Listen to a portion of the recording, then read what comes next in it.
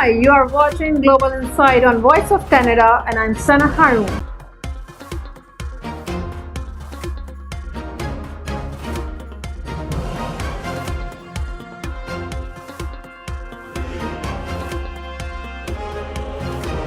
A British teenager was found guilty on Tuesday of murdering two sisters as part of a demonic pact to sacrifice six women every 6 months in order to win the Mega Millions Super Jackpot lottery, a pledge police believe he intended to honor. Any mental health issues? Any mental health issues? Have you ever tried to harm yourself? How do you feel right now? I'm really shocked, to be honest. I'm really confused and scared. I don't know what's going on exactly.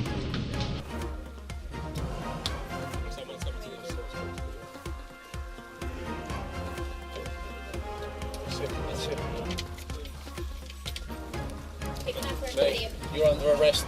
Come out. Come out the address. Keep walking towards me. Keep walking towards me. Stay where you are. Stay where you are. Stay where you are. Hands on your head. Stay where you are. Face me.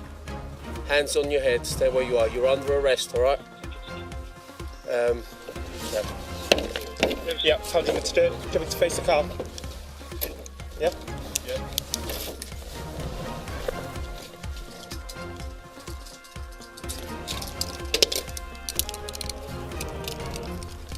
From Uniform Zero, just confirm subject secure. Well, depends on number 6. If you just stay where you are for now. If you please hold with Everything's taser. clear in a second. Is there a mum in there? Yeah. Okay, madam, if you come to the door for us, please. Okay. Miami-Dade County Mayor Daniela Lavina said Tuesday evening that 4 more bodies had been found during the day's search efforts at the site of the Surfside condo building collapse, bringing the death toll to 36. There are now 109 people unaccounted for wreckage from a plane that went missing Tuesday in Russia's Far East region of Kamchatka was found about 5 kilometers away from a runway where it was scheduled to land, with all 28 people on board believed to have died. Mandatory to not work during lightning, and also some gusts of wind that did go above 30 miles per hour with the tropical storm. And this is to protect the safety of our first responders. They resumed as soon as it was safe to do so, and we have a meteorologist embedded in the team right with them on the mound to provide any weather updates to make sure that they are safe. And throughout the team's ongoing hard work today, despite the rain and the other adverse conditions, we have recovered 4 additional victims. The number of confirmed deaths is now 36, with 29 of those identified. 191 are accounted for, and now 109 reports of people who are potentially unaccounted for, which we are continuing to review. As I said earlier, this list includes many reports that were received with partial or incomplete information, sometimes only a name, sometimes no other identifying information, and not even a return phone number for us to follow up with the person who was reporting.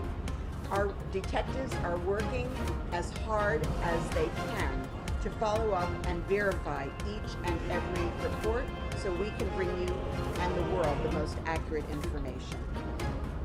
I ask all of you around the world who are continuing to follow this story to please keep these victims and these families in your hearts and prayers. Our Family Assistance Center is continuing to provide a great array of resources. 25 or 6 agencies that are serving families are on site. They are helping people through this terrible tragedy, and they are helping them to rebuild their lives and to getting back on their feet. And so I'm very, very proud to tell you that they have now served 178 families at the Family Assistance Center.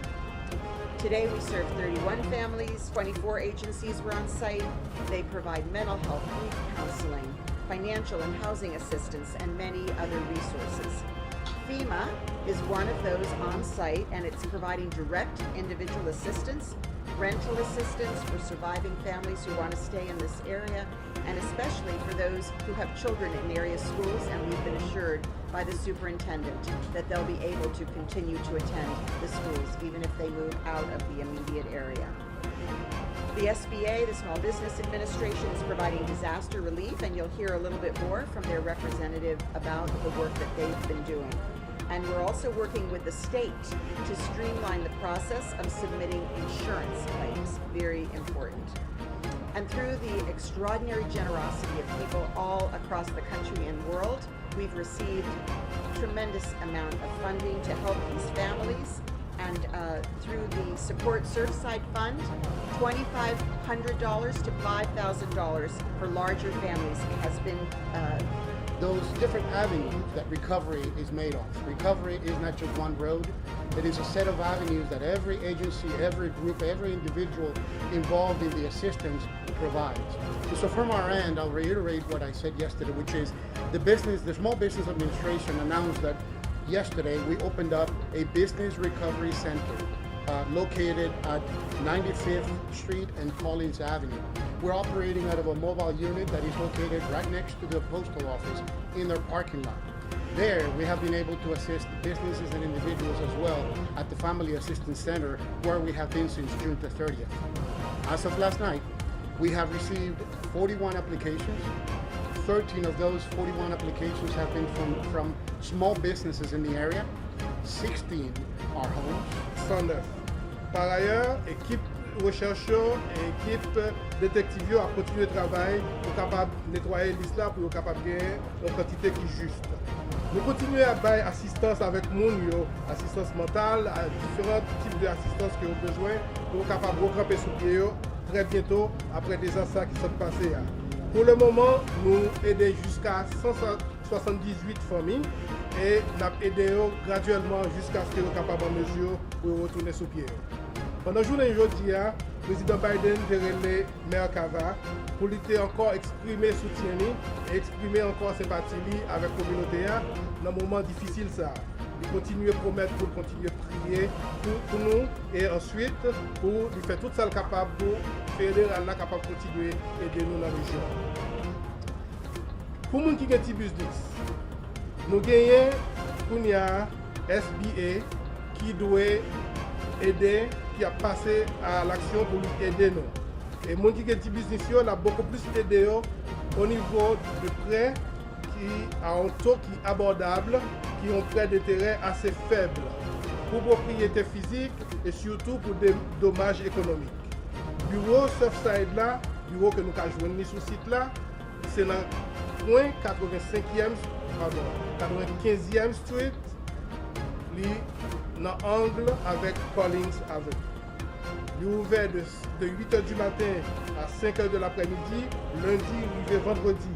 Il est ouvert de 10h du matin à 2h de l'après-midi le samedi et dimanche, bureau à fermer. Si nous besoin de jouer. Yeah, I mean, spirits have always been moving, you know, in a positive direction of what we're searching for, what our goal is. So definitely, I mean, with that hazard, you know, being removed, I mean, you know, it was a huge relief, definitely for myself as the chief. You know, there's just so much going on. It's such a difficult situation, and you know, as I stated all along, you know, our efforts in regards to searching and finding loved ones, and also the protection of our first responders. You know, our Miami-Dade firefighters, all our task force from all over the country now. You know, that's a huge concern, and the fact that More than 1,000 Japanese rescues combed through crumbled houses and buried roads on Monday, 2 days after landslides tore through the seaside city of Alami, fighting against time and poor weather to search for roughly 80 people believed missing.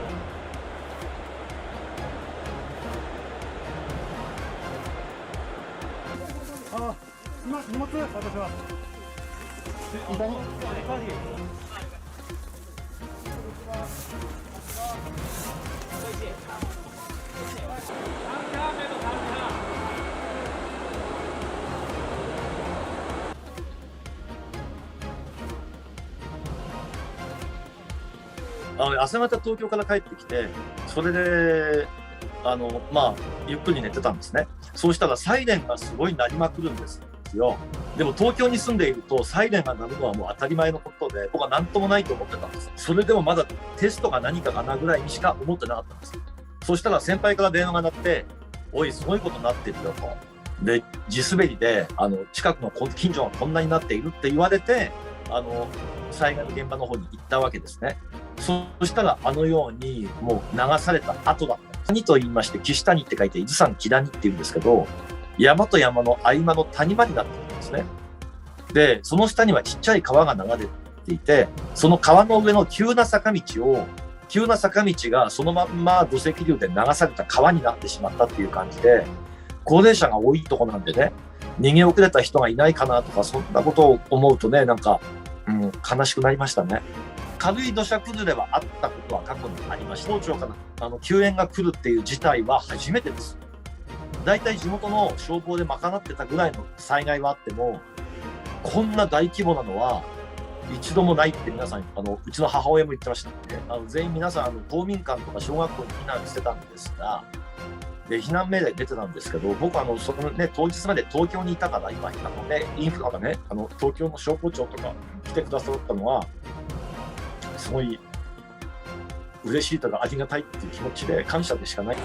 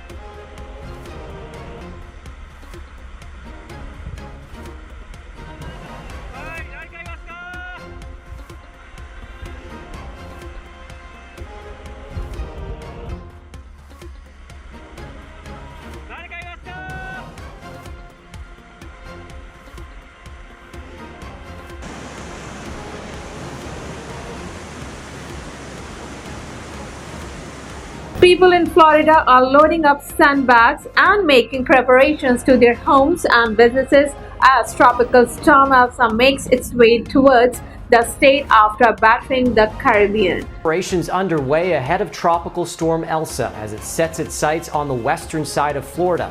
A state of emergency has been issued for portions of the state ahead of the storm's arrival Tuesday into Wednesday. To the south, Elsa's winds whipped trees, churned the surf, and brought heavy rains to eastern Cuba Sunday night. 180,000 people were evacuated because of flooding concerns as the Cuban government opened shelters and moved to protect crops ahead of the storm.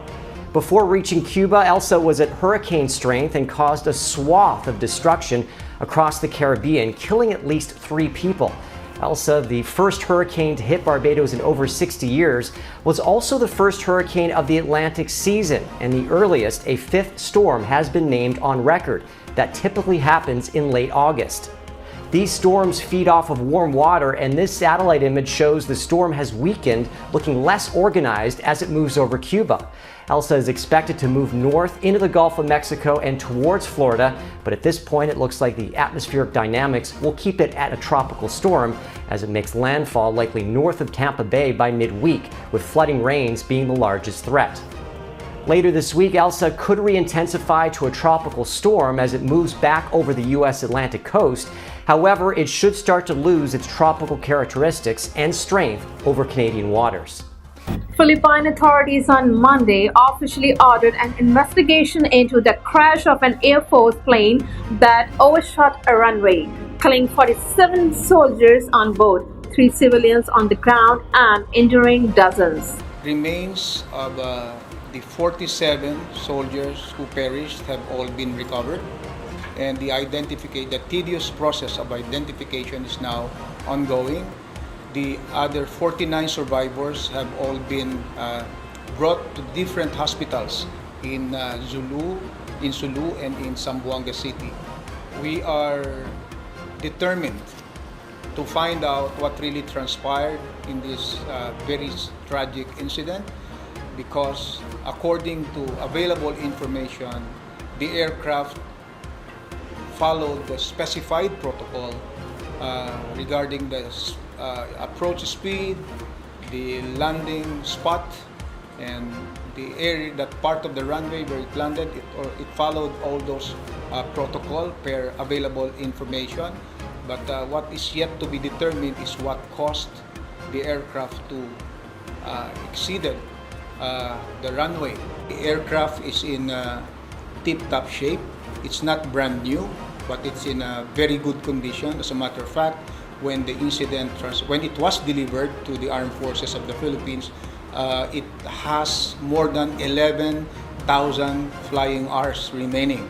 And when this accident happened, it still has around 11,000 flying hours remaining before the next maintenance of this aircraft.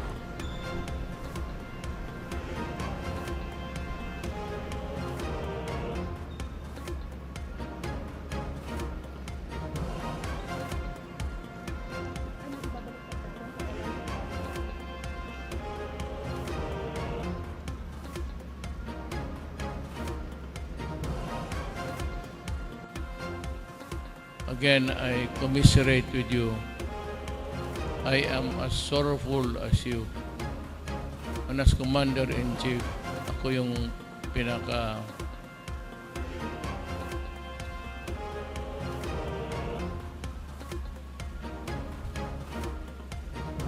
nasasaktan.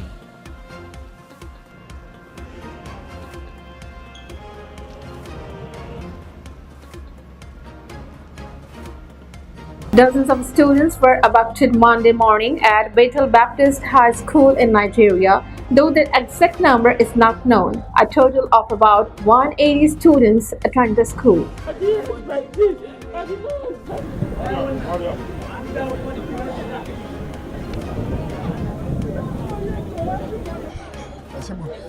Baby, we are starting an exam on Monday, and I'm told by Friday we'll be vacated.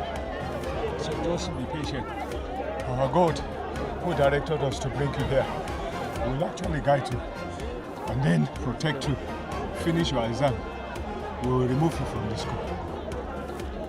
That was at the beginning. Just this morning, at about 6, I received a phone call that they have entered the school, kidnappers, and all our children are back, including my daughter inside. We rushed down here. We confirmed that they are all back.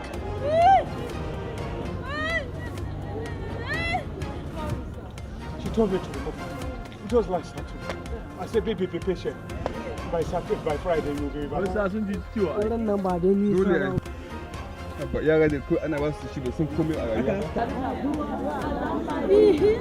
say, okay, no any money again. I say, no, we are two.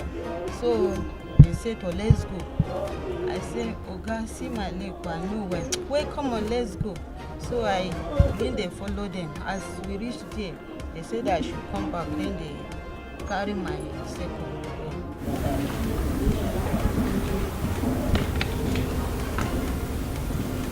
Pope Francis' overall condition is good, following a stay in hospital for intestinal surgery. He is alert, breathing without assistance, and is expected to stay in hospital for 7 days, the Vatican said on Monday.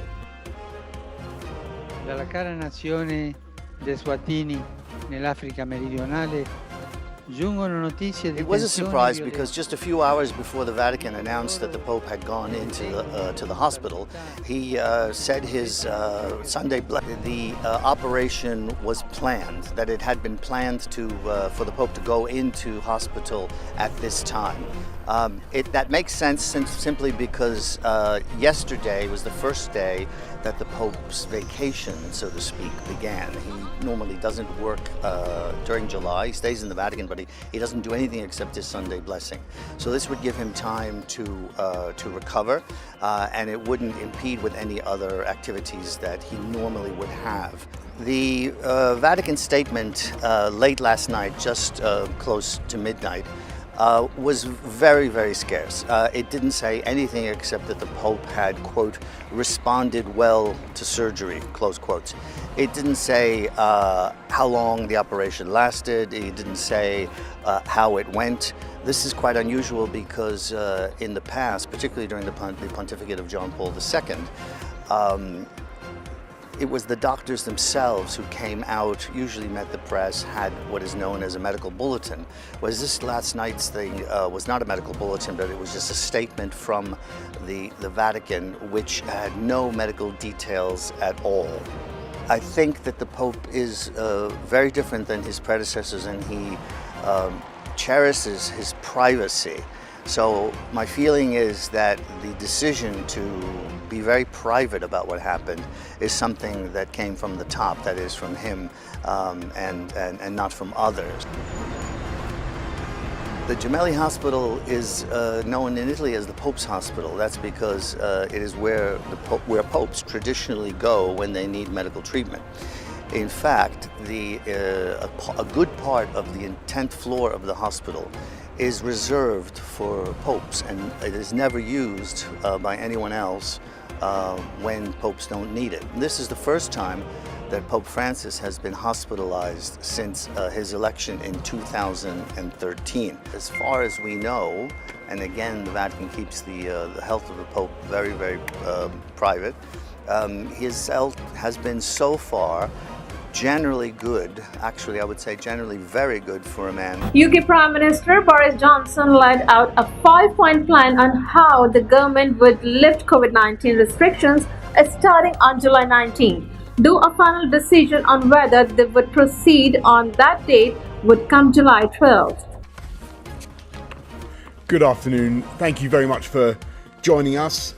Today I want to set out what our lives would be like from the 19th of this month, which is only a few days away, if and when we move to step 4, a decision we will finally take on the 12th. And I want to stress from the outset that this pandemic is far from over. It certainly won't be over by the 19th.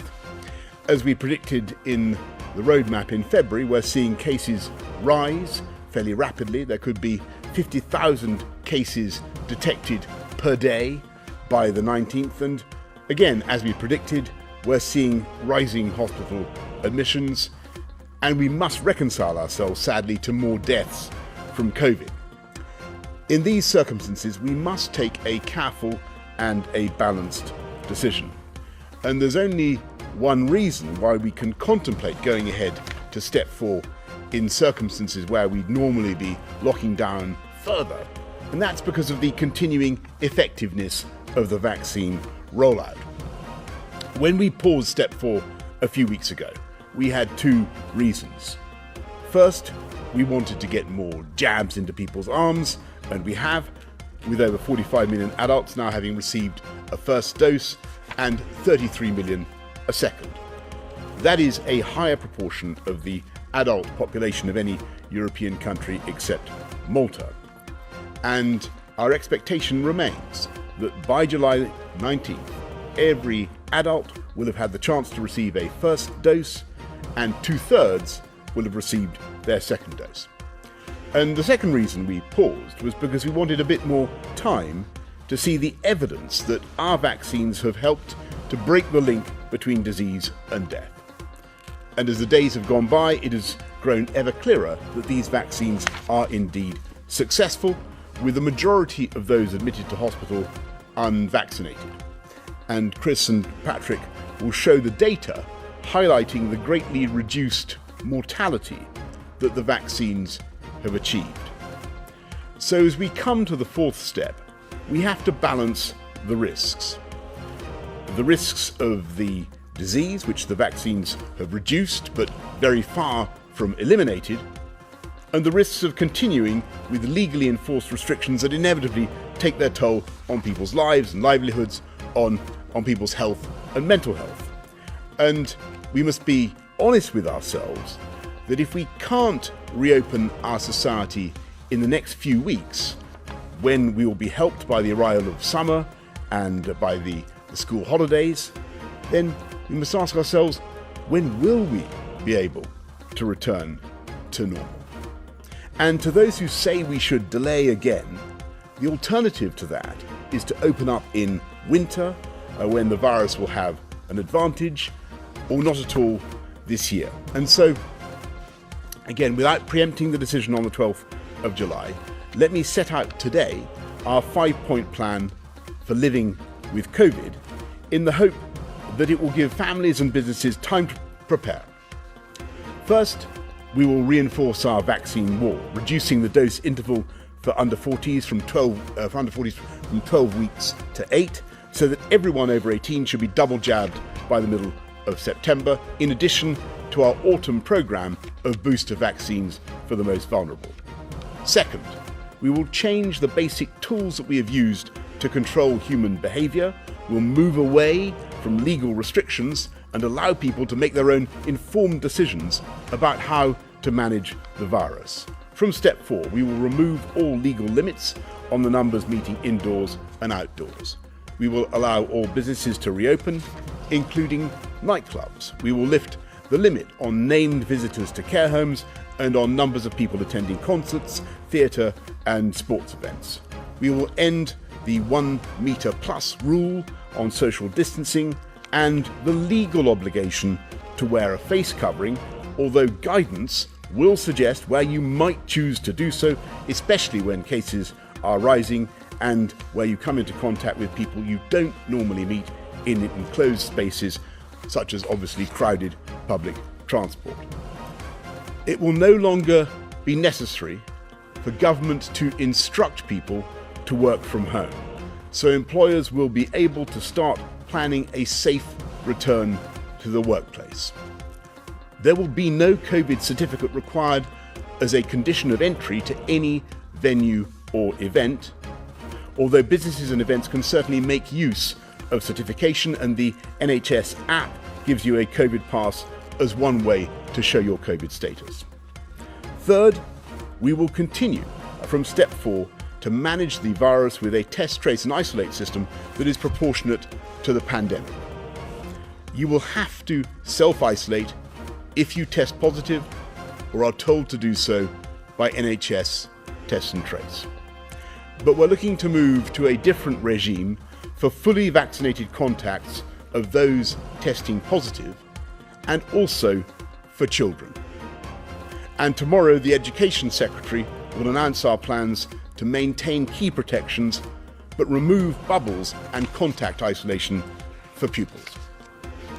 Fourth, from step 4, we will maintain our tough border controls, including the red list, and recognising the protection afforded by 2 doses of vaccine, we will work with the travel industry towards removing the need for fully vaccinated arrivals to isolate on return from an amber country, and the Transport Secretary will provide a further update later this week. Last, we will continue to monitor the data and retain contingency measures to help manage the virus during higher risk periods such as the winter. But we will place an emphasis on strengthened guidance and do everything possible to avoid reimposing restrictions with all the costs that they bring. As we set out this new approach, I'm mindful that today is the 73rd anniversary of our National Health Service, and there could not be a more fitting moment to pay tribute once again to every one of our NHS and social care workers.